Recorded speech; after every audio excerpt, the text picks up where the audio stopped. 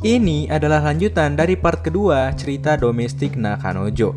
Untuk part pertama bisa kalian cek di video sebelumnya. Di suatu hari ketika ingin membaca buku di perpustakaan sekolah, Natsuo melihat seorang guru yang sedang mendesak seorang murid. Melihat hal itu, Natsuo mencoba untuk menjauh dan menghindarinya. Namun rupanya guru bernama Kirie Sensei itu telah mengetahui kalau Natsuo telah melihat mereka. Dia pun bertanya apakah Natsuo mengira kalau mereka melakukan hal skibidi. Dan untuk mencari aman, Natsuo ia pura-pura nggak tahu aja. Kirie pun memperkenalkan Natsuo dengan muridnya itu, yaitu Miu. Miu kemudian meminta bantuan kepada Natsuo untuk membantunya menyebarkan berkas-berkas tentang klub sastra yang diminta oleh Kirie.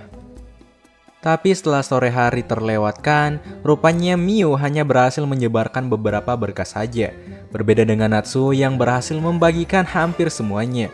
Karena hal tersebut, Natsuo pun diajak untuk masuk ke klub sastra milik Pak Kirie itu. Saat kembali ke rumah, nampaknya semua orang telah pergi, yang tersisa hanyalah Hina. Ketika melihat Natsuo, Hina kemudian mengajak Natsuo untuk jalan-jalan bareng selagi semua orang yang sedang tidak berada di rumah. Singkatnya, Natsuo dan Hina melakukan perjalanan seharian dan nampaknya mereka sangat menikmati perjalanan-perjalanan itu. Dan sampailah di sebuah pantai pada sore hari. Di saat itu merasa ini adalah momen yang pas, Natsuo pun mengungkapkan perasaannya selama ini kepada Hina-chan, bahwa dia selama ini telah menyukai Hina bahkan sebelum mereka menjadi keluarga tiri. Kemudian Hina menceritakan sebuah masa lalu di mana dulu dia juga pernah jatuh cinta kepada gurunya.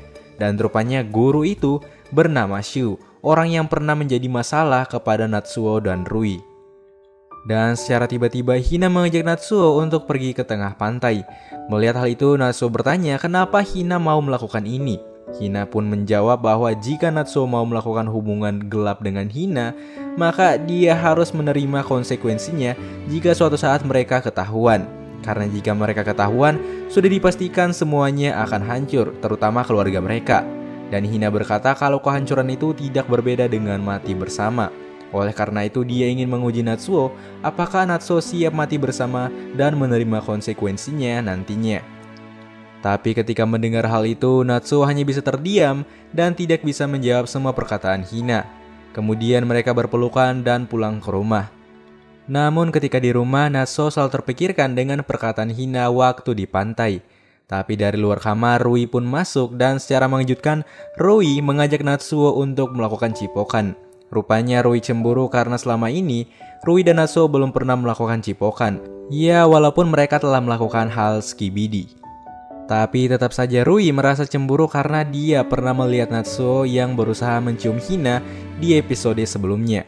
Akhirnya cipokan tak bisa dihindarkan pada malam itu. Keesokan harinya Natsuo menjalani hari-hari seperti biasanya dan mendapatkan beberapa kesibukan di klub sastra. Saat pulang ke rumah, ketika Natsuo sedang belajar, dia mendengar sesuatu dari kamar Hina-chan. Dan saat melihatnya, Natsuo melihat Hina yang melakukan colikiawan sambil membayangkan Shu, yaitu mantannya. Namun karena terkejut, Natsuo tak sengaja menjatuhkan buku yang membuat Hina menyadari kalau ada yang telah melihatnya. Tapi untung saja Natsuo berhasil sembunyi dari Hina dan hampir aja ketahuan. Keesokan harinya ketika berada di sekolah, ada seorang murid pindahan bernama Alex yang tak sengaja menabrak Natsuo saat itu.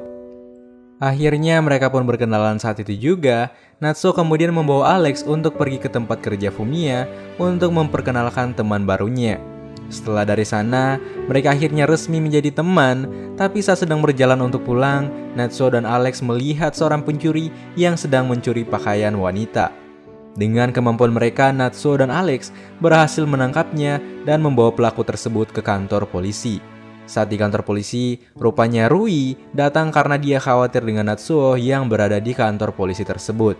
Tapi saat melihat Rui, Alex nampaknya sangat terpukau dengan kecantikannya. Alex bahkan meminta kepada Natsuo untuk mengatakan perasaan Alex kepada Rui nantinya. Dan ketika berada di rumah, Natsuo pun mengatakan perasaan Alex kepada Rui. Namun Rui malah ngambek karena berpikir kalau Natsuo malah menjodohkan Rui dengan pria asing. Sebagai permintaan maaf, Natsuo membawakan Rui sebuah yaki udon. Dan untung aja Rui mau memaafkannya. Tapi dengan syarat, Natsuo harus mencium Rui sekali lagi sebagai permintaan maaf.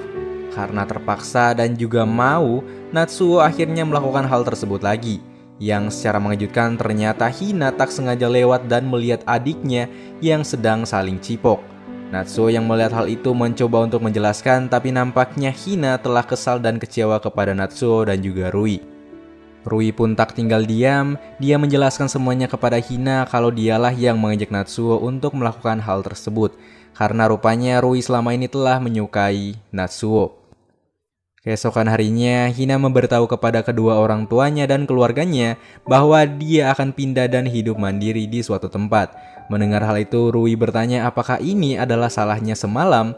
Namun Hina beralasan kalau dia hanya pengen hidup mandiri aja. Tapi sebelum itu mereka harus merayakannya dan menghadiri sebuah perayaan musim panas. Singkatnya, satu keluarga pun OTW untuk pergi ke acara musim panas. Tapi saat sedang berada di sana, Natsuo yang melihat Hina kemudian mengajaknya untuk berbicara empat mata. Dan dia bertanya apa alasan Hina sebenarnya untuk pindah dan meninggalkan mereka. Karena Natsuo pikir ya kalau alasan Hina pergi karena telah melihat Natsuo dan Rui yang melakukan cipokan pada malam itu. Namun Hina menjawab kalau dia memang hanya ingin pergi dan hidup mandiri aja. Namun Natsuo masih belum puas dengan jawaban itu, yang lantas menahan tangan Hina. Kemudian Hina pun menggigit tangannya dan melarikan diri. Tapi secara kebetulan bos Fumiya yang berada di sana melihat Natsuo yang sedang mengejar Hina. Natsuo kemudian memintanya untuk menangkap Hina, dan setelah tertangkap, Hina kemudian akhirnya mau untuk menjelaskan alasan dia pergi. Bahwa selama ini dia merasa sangat iri kepada Rui, karena selama ini Rui selalu bisa melakukan apa saja dengan bebas. Sementara Hina harus tertekan dengan pekerjaan dan juga menjadi orang dewasa. Tapi keesokan harinya, Hina nampaknya telah memindahkan seluruh barang-barangnya ke apartemen baru, dan di malam hari itu Rui kembali menemui Hina. Rui pun memohon kepada Hina untuk membatalkan pindah rumah. Namun Hina menjelaskan bahwa dia memang harus tetap pergi. Hina mengatakan alasan dia pindah bukanlah karena Rui dan Natsuo yang telah melakukan cipokan, melainkan karena dia menginginkan sebuah kebebasan selama ini. Lagian juga Hina mengatakan kalau dia hanya akan tinggal di sebuah apartemen di dekat rumah mereka, jadi nggak jauh-jauh lah. Keesokan harinya di sore hari, saat Natsuo pulang dia melihat sebuah kunci milik apartemen baru Hina. Rupanya Hina meninggalkan kunci cadangan kepada Natsuo. Namun setelah pindahnya Hina, Rui merasa sangat kesepian karena selama ini Hina adalah orang yang selalu bersamanya. Melihat adiknya yang sedih, Natsuo pun berusaha untuk menghilangkan kesedihannya dan memberikan Rui semangat. Keesokan harinya, Natsuo pun memutuskan untuk berkunjung ke rumah Hina menggunakan kunci cadangan yang telah Hina berikan. Ketika sampai ke sana, Natsuo melihat pintu yang sedang terkunci, tapi berkat kunci cadangan yang Hina berikan, dia berhasil masuk ke dalam apartemen baru milik Hina.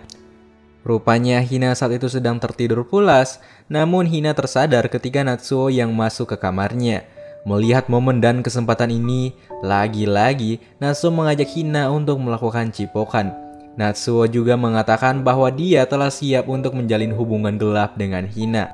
Dan walaupun konsekuensinya sangatlah besar. Akhirnya mereka pun resmi melakukan hubungan pacaran. Bahkan ketika Natsuo dan Hina ini bertemu di sekolah, mereka masih saja melakukan cipokan anjir. Pada akhirnya Natsuo dan Hina telah resmi melakukan hubungan terlarang di sekolah dan di keluarga mereka. Bahkan setiap harinya Natsuo selalu berkunjung ke rumah Hina setiap saat. Tak lama murid di sekolah pun semakin dekat dengan ujian kelulusan, dan mereka pun merayakannya bersama. Beberapa hari kemudian setelah perayaan itu, Natsuo dan teman-temannya mendapatkan kabar bahwa Kiriya Sensei sedang sakit di rumahnya. Mendengarkan hal itu, Natsuo lantas mengajak seluruh teman-temannya untuk menjenguk Kiriya yang sedang sakit. Di sore itu mereka bertiga akhirnya berkunjung ke rumah Kiriya. Ketika sampai ke sana, mereka sangat kagum ketika melihat rumah Kiriya yang sangat kaya raya. Dan bahkan sebuah fakta mengejutkan bahwa Kiriya merupakan penulis novel terbaik di Jepang saat ini. Namun dia menyembunyikan hal itu dari sekolah. Mendengar hal itu, Natsuo hanya bisa kagum kepadanya bahwa selama ini gurunya ternyata adalah seorang penulis novel terkenal. Keesokannya mereka kembali bersekolah seperti biasa, tapi saat Natsuo bercanda kepada Miu, hal itu membuat Miu tak sengaja mendorongnya yang membuat Natsuo terjatuh dari tangga. Bahkan Natsuo harus mengalami patah tulang akibat kejadian itu. Tapi ketika melihat Natsuo yang patah tulang, Rui malah senang dan bersyukur karena akhirnya Natsuo bisa berada di rumah setiap saat. Karena selama ini Natsuo selalu beralasan bahwa dia selalu pergi ke rumah Fumiya ketika keluar. Yang padahal kan Natsuo bukan ke rumah Fumiya, melainkan ke rumah Hina. Setelah kejadian itu, Rui menceritakan semuanya kepada Fumiya dan kawan-kawan, terutama bos Fumiya. Dia bahkan bertanya kepada Natsuo yang selalu datang ke rumah Fumiya setiap hari. Namun Fumiya berkata bahwa selama ini itu Natsuo sebenarnya gak pernah mengunjunginya. Mendengarkan hal itu, Rui pun sangat kaget. Dan ketika pulang, Rui bertanya kepada Natsuo bahwa selama ini Natsuo itu pergi kemana. Natsuo yang panik hanya bisa berbohong lagi kalau dia pergi ke rumah Momo. Singkatnya, setelah membohongi Rui berkali-kali, Natsuo kembali lagi ke rumah Hina dan melakukan cipokan anjir. Walaupun patah kaki dan patah tulang, nih cowok masih mau melakukan skibidi anjir. Tapi secara tiba-tiba ada seorang dari luar yang datang, dan ketika membukanya, ternyata orang tersebut adalah Rui yang menciduk mereka berdua. Setelah mengetahui hal itu, Rui pun kabur dan melarikan diri. Natsuo yang melihat hal itu lantas pergi untuk mengejar adiknya tersebut. Setelah melakukan perjuangan dengan kakinya yang patah, dia pun berhasil menemukan Rui di sebuah taman. Dia pun mencoba untuk menjelaskan semuanya bahwa selama ini dia memang benar-benar mencintai kakaknya Rui, yaitu Hina. Dan bahkan dia memiliki niat untuk menikahinya suatu saat nanti. Mendengarkan hal itu, Rui semakin hancur dan hanya bisa terdiam. Kemudian Rui pun mengajak Natsuo untuk melakukan cipokan yang terakhir kalinya. Setelah mengetahui hal itu, Rui memutuskan untuk berusaha membenci Natsuo di kemudian hari. Bahkan setelah kejadian itu, hubungan antara Hina dan Rui menjadi hancur. Beberapa hari berlalu, tak lama waktu liburan sebelum ujian pun akhirnya tiba. Semua orang di sekolah dan para murid pun sangat menikmati liburan tersebut di pantai. Dan saat di pantai, Rui mengajak Hina untuk kembali berbicara. Mendengar hal itu, Hina sangat senang dan bersyukur karena akhirnya sang adik masih mau berbicara dengannya. Rui pun mengatakan kalau dia telah memaafkan Hina atas semua kejadian yang terjadi. Dan dia juga udah gak bisa memaksa Natsuo untuk terus menyukainya. Singkatnya, di malam itu pertunjukan kembang api akan segera dimulai. Semua orang pun menyaksikannya. Namun Natsuo dan Hina malah berduaan di hotel dan akan melakukan skibidi. Ketika semuanya sedang asik menikmati kembang api, apalah mereka berdua ini yang malah melakukan skibidi untuk pertama kalinya.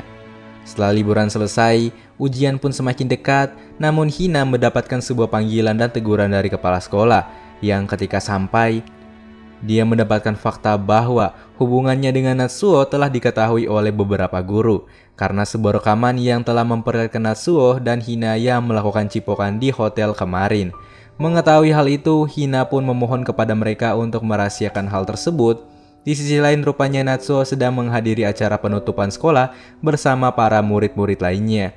Tapi secara mengejutkan, Hina naik ke atas panggung dan menyampaikan sesuatu bahwa kedepannya Hina akan dipindahkan ke sekolah baru. Nampaknya Hina memutuskan untuk pindah akibat telah ketahuan oleh beberapa guru dan telah melakukan hal buruk bersama muridnya.